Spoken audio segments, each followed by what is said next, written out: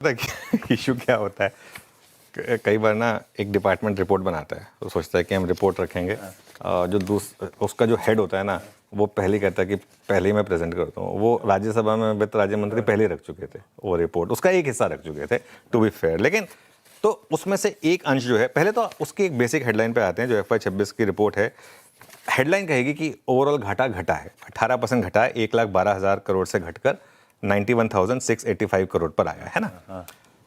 असली हेडलाइन ये है कि ट्रेडर ही घट गए हैं, रिटेल ट्रेडर्स की जो संख्या है वो घट गई है, 18% घट गई है वो संख्या, 106.2 लाख से घटकर 87.5 लाख पर आ गई है।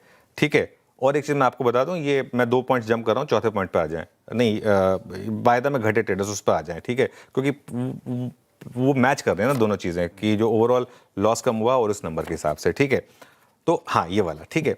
तो अब ये जो दो डेटा पॉइंट्स है ना, इनको साथ में रख के जोड़िए, पर ट्रेडर लॉस अभी भी बढ़ा है बेसिकली ये, लेकिन ये बात हम बेसिकली पहले कर चुके हैं। ठीक है, और अगर ये आप STT इसी तरीके से लेते रहेंगे ट्रेडर से तो वो दिन दूर नहीं है जब ये 87.5 लाख है ना, ये भी घट के 40 लाख पे आ जाएगा अगर ऐसे ही चलता रहा तो। ठीक है, अब अगर यही लॉजिक है और यही चाहते हैं तो अच्छी बात है। ठीक है, अब आते हैं हम, वो जो लाइन थी पर ट्रेडर लॉस, वो एवरेज जो है वो 1,13,000 से बढ़कर 1,17,000 पर आया है। इसको रेड एरो बनाइए, ग्रीन एरो मत बनाइए क्योंकि लॉस बढ़ा है। ठीक है, अब घाटे वाले ट्रेडर्स, सेबी की रिपोर्ट क्या कहती है? FY26 में 87.7% है, FY25 में 90.9% है।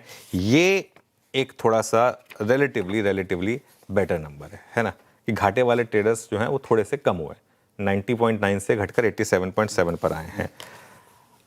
अब जैसा मैं कह रहा हूँ ट्रेडर्स ही घट गए हैं, सालाना 10,000 से कम टर्नओवर वाले जो ट्रेडर्स हैं वो सबसे ज़्यादा घटे हैं, और वायदा में नए ट्रेडर्स की संख्या 40% घटकर 20.8 लाख हुई है। आई थिंक कहीं ना कहीं बहुत लोगों को कोविड के बाद लगा था कि एक बहुत इजी मैकेनिज्म है पैसा बनाने का, वो वापस अपनी नौकरी पे लौट गए, है ना, कि भैया ये हमसे नहीं होगा, हम वापस नौकरी पे आ गए। मैं खुद ऐसे कई लोगों को जानता हूँ जिन्होंने कोविड के बाद मार्केट में बड़ा पैसा बनाया, अपनी फुल टाइम नौकरी छोड़ दी, आज की डेट में उन्हीं कंपनी में वापस जाके नौकरी कर रहे हैं। ठीक है, उसमें कोई बुराई नहीं है। ठीक है, अब FY25 में ट्रेड करने वाले 46 लाख ट्रेडर्स ने FY26 में कोई ट्रेड नहीं किया, ये एक और डेटा पॉइंट है।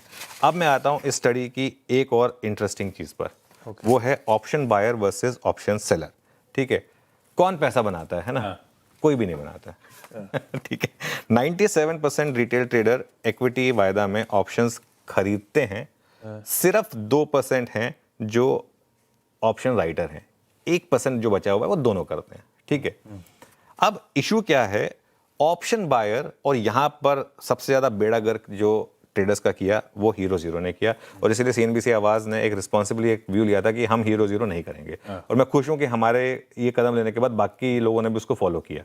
अब आप जीरो हीरो नहीं देखते हैं। ठीक है, वो सबसे ज्यादा 90% ऑप्शन बायर्स ट्रेडर्स लूज करते हैं, और कुल घाटे में ऑप्शन बायर्स की हिस्सेदारी 55 से 65% है, और ऑप्शन बेचने वाले सिर्फ 44% लूज करते हैं। तो आप देख रहे हैं बायर्स 90% लूज करते हैं, सेलर 44% लूज करते हैं। यहां पे कैच है, आप पूछिए क्या कैच है?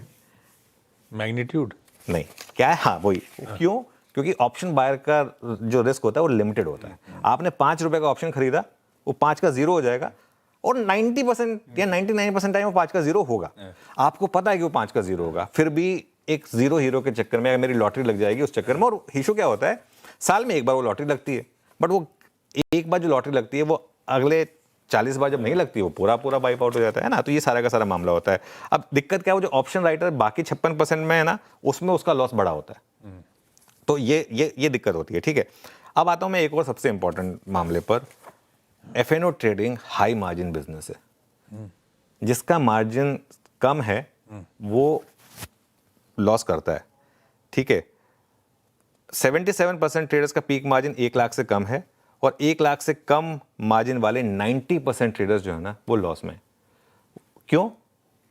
2 रुपए आपके अगेंस्ट आया, आप पोजीशन काट दिया आपने, आप लॉजिकल स्टॉप लॉस नहीं लगा पाते, ये फैक्ट है। ठीक है, 10 लाख से 1 करोड़ वाले पीक मार्जिन वाले 67% ट्रेडर्स घाटे में है, वो भी घाटे में, लेकिन वहां कम से कम 1/3 ट्रेडर पैसा बना पाते हैं। तो पहली बात तो आपके पास मार्जिन होना चाहिए। ठीक है, अब ऑब्वियसली अमाउंट उनका ज्यादा है जो ज्यादा कैपिटल के साथ ट्रेड कर रहे हैं। ठीक है, पैसा कौन बना रहा है अब at the end of the day? यहाँ पे है सारा का सारा मामला। एल्गो स्ट्रैटेजीज का कमाल है सारा का सारा, और इसीलिए या तो आप एल्गो सीखिए, आजकल तो चैट जीपीटी, क्लाउड, ये सब है, थोड़ा इसमें मेहनत करनी पड़ेगी आपको। एफपीआईज और प्रॉप ट्रेडर्स ये एल्गो के थ्रू पैसा बना रहे हैं। 99% मुनाफा एल्गो स्ट्रैटेजी से आया, 99% मुनाफा। वो लाइन रखिएगा जरा, F&O का जितना भी प्रॉफिट है उसका 99% मुनाफा जो है ना वो एल्गो से आया। अब इशू क्या है कि रिटेल यहीं पिछड़ जाते हैं। हाँ, ये यहीं पर हो रहा है मामला सारा का सारा कि एल्गो से आप, मशीन से आप फाइट कैसे करें, है ना। मशीन से आप फाइट कैसे करें, मशीन से आप फाइट कर सकते हैं अगर आप बहुत ज़्यादा डे ट्रेडिंग के चक्कर में ना फंसे तो, कि मुझे आज की आज कमाना है, आधे घंटे में कमाना है, 1 घंटे में कमाना है, मैंने ऑप्शन लिया 1 घंटे में नहीं आया, मेरे फेवर में निकल गया। अगर आप एक स्ट्रक्चरली एक बुलिश व्यू लें, जैसे मैं एग्जांपल देता हूँ बार बार परसिस्टेंट का, अगर आपने परसिस्टेंट पिछले हफ्ते वो सही से ट्रेड किया होता, वो लेके बैठे रहे हो तो बड़ा पैसा बनता, ठीक है। कल अगर ये बीएससी वर्सेस एमसीएक्स की ट्रेड अगर आप लेके बैठे रहे होते तो बड़ा पैसा बनता।